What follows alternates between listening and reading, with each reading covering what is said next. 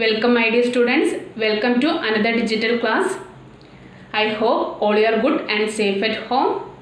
Today we move on to the another lesson, that is principles of management. In this lesson you need to study meaning of principles of management, nature or features of principles of management, need of principles of management, Taylor's principles and Fayol's principles of management. Today we are going to learn about meaning, features and need of principles of management. First of all, let us see meaning of principles of management. What is meant by principles of management? Principles of management represents the fundamental truth that explain the relationship between two or more variables under given situation, and also establishes cause and effect relationship, which means these principles helps us in predicting the outcome of a particular situation, and these principles also provide guidelines to the managers for understanding the situation and solve the problems. Then let us see features or nature of principles of management. First one, universality.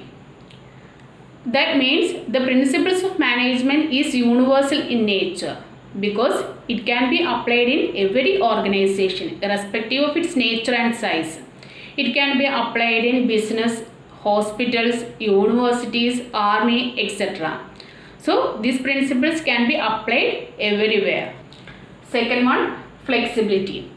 That means the principles of management is not static, it is dynamic, because these principles can be applied differently under different situations, and these principles can be modified by managers according to different situations.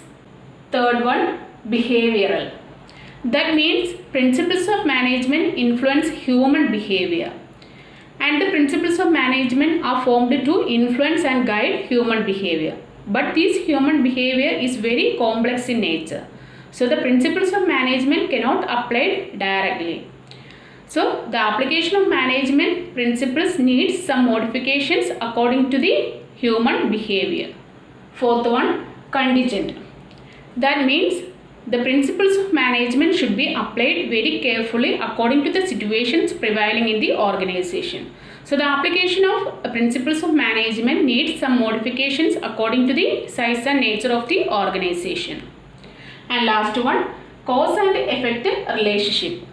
The principles of management establishes cause and effect relationship, which means these principles tells us the outcome of a particular principles when it applied to a particular situation.